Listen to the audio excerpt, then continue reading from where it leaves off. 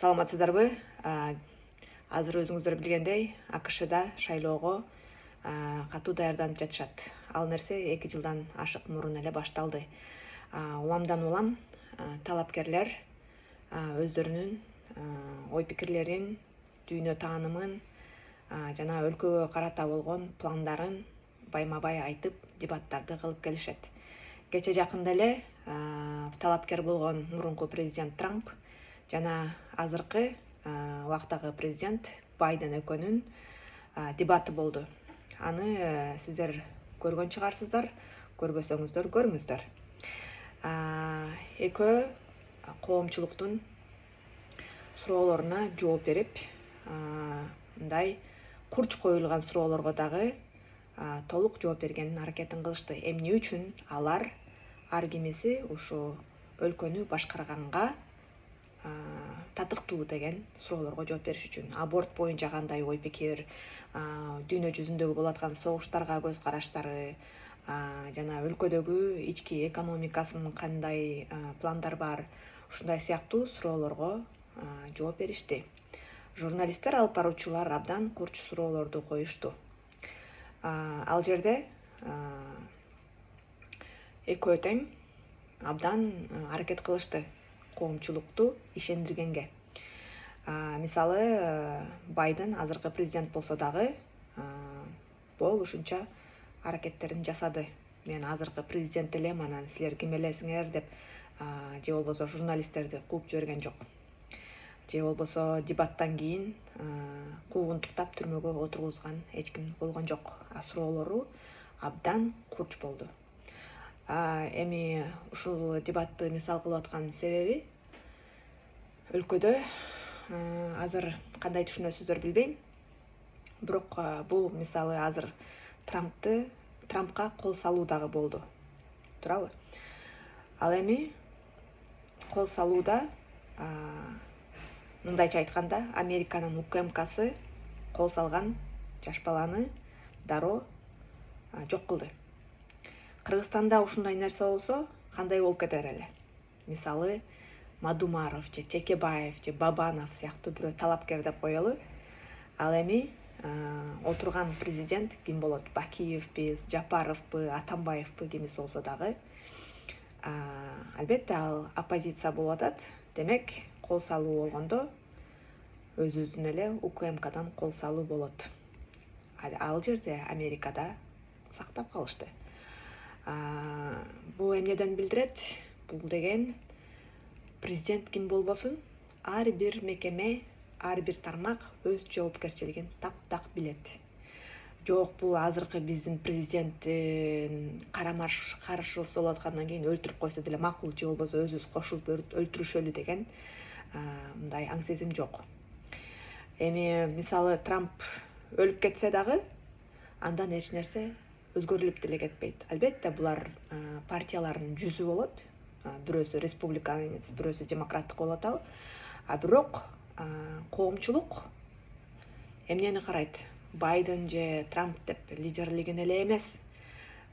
Алар лидерство кылып, ошо башкарып келаткан партиялардын программалары кандай иш алып барган, тарыхта эмне кылышкан, азыркы убакта кандай иш алып барып атышат, жана дагы кандай өзгөрүүлөрдү америкалыктарга алып келет. Ошону карашат. Трамп өзү эле эмес, же Байден деп. Алардын лидер катары мындай мүнөздөрүн талдашат. Же болбосо кандай баалуулуктары бар, моралдык жактан, этикалык жактан эмне деген мындай жетишкендиктери бар деген сыяктуу талдоолорду жүргүзүшөт.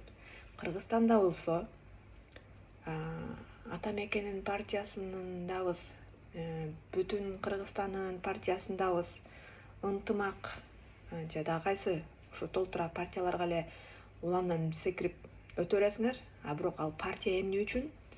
Партиянын максаты эмне? Программасы эмне? Өлкөгө эмне жаңылык алып келет? Эч мындай ой пикир жок. Болгону ошо Бабанов партия ачтыбы? Бабановдун чөнтөгүндө тыйын барбы? Демек ошону ээрчиш керек.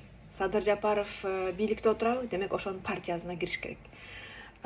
Ташиевдин колунда УКМК турабы, демек ал кыйын көп нерсени чечет экен, демек ошонун партиясына кириш керек. Ал эми мисалы америкалыктагылардай болуп кол салуу болуп кетсе бир күнү, ошол эле саясий партиялардын чоңу же бийликтегилердин бирөөсүн жок кылынып кетсе, ушу ээрчигендер ооз ачып эмне кылаарын билбей калышат. Анткени деген бир адамдын артынан ээрчип алышат, аны жок кылса, андан ары эмне болоорун билишпейт. Америка мисалы Трамп жоголуп кетеби, Байден карып калды, эртең жок болуп кетеби, андан көп деле эч нерсе өзгөрө бербейт. Анткени система алардыкы check and balance деп коет. Ал деген мындай көз жүгүртүп, кандай десе болот, мындай коомчулук же болбосо бийликтин бутактары бири-бирин көз салып контролдоп турган нерсе күчтүү болгондо, демек ким лидер болуп турса дагы өтө көп деле нерсе өлкөнү жоголуп кетүүгө же гүлдөтүрө тургандай сыяктуу өзгөрүүлөр дароо болуп кетпейт. Ал деген система. Биздигин система Совет убагындагы система эле калып калган. Азыр башаламандык. Ага кыргызбайлык системасы дагы аралашып калган.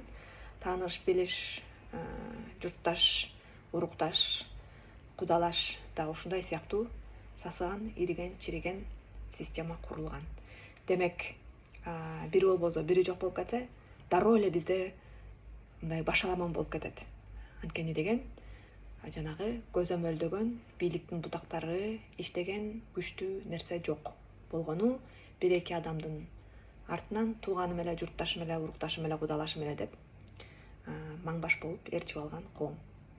Демек, өнүккөн, гүлдөгөн өлкө куруш үчүн ушундай бирине бири көзөмөлдөй алган бийлик бутактарга туура адамдарды тажрыйбасы, билимине, моралдык жактан, этикалык жактан баалуулуктарына жараша ээрчип тандаш керек.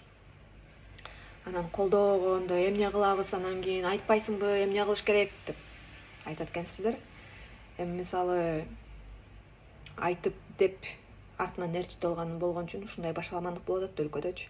Демек бирөөнү күтпөй өзүңөрдүн мээңерди иштетишиңер керек да. Мисалы мага бул адам жагып жатат.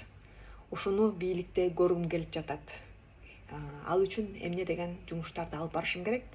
Жана кантип коомчулукка жеткиришим керек.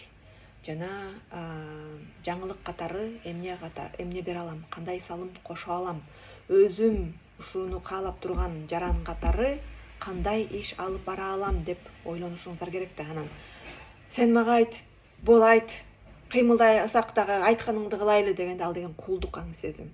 Ал деген айткан күндө дагы, малдай кылып ээрчитип алган күндө дагы андай коом менен ийгиликке жетүү өтө кыйын. Анткени мындай бийликке келип алсаң дагы баары бир иштеше турган коом жок болуп калат. Анткени айтпадың беле деп отуруп алышат. Ошондуктан мына Садыр Жапаровдай адамдар бийликке келип калганы оп-оңой болгон. Анткени деген ал сиздердин кулагыңыздарга жаккан нерсени айткан, баарына өзүм жооп берем деп.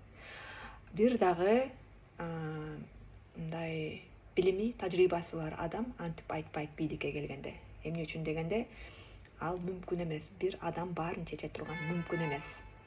Ал Кудай эмес да турабы? Демек, команда керек. Демек, бийлик бутактары ар бири өзүнүн жумушун кылган жоопкерчиликтүү тармактар керек. Ал нерсе жок эле, мен өзүм баарын чечип коем, мен өзүм кылып коем дегендиге ишенип алган, ал бала деле эмес, мындай жөн эле макоолук да. Ошондуктан мындай өзүңөрдүн кылган ишиңерди карап, баалап, өлкөнү кайсыл акыбалга жеткирдик деп дагы ойлонушуңуздар керек да. Мисалы, чай ичкиңиз келгенде, чайды кайнатасыз, бирок кайнак суу чай болуп бербейт да, туурабы? Ага деген чай салыш керек, демдеш керек, пиалага куюш керек. Демек, ошондой эле логикалык кадамдар бүт жерде болот. Бирөөнү эле сен туура айтып атасың, демек сен бирдемкени бизге айтсаң, биз ошону кылалы деген. Анда жөн эле мындай кандай десем, жомок болуп калат да. Өзүңүздөрдүн жоопкерчилигиңиздерди ойлонуп түшүнбөйүн, эч кандай алдыга кадам болбойт. Болгону жомок айткан адамдар келип уралап, анан уурдап, мойнуңуздарга отуруп алып, жыргап кете беришет. Анан сиздер кыйналгандан кыйналып, наалыгандан наалып, анан кайра өзүңүздөрдү алдап, тойдон тойго барып, алданып, анан кийин кайра айла кеткенде Аллах чечет, Аллах берет деп коюп отура бересиздер. Андай нерсе өлкөнү болгону жоготууга алып келет. Угуп койгоңуздар үчүн чоң рахмат, жакшы болуңуздар.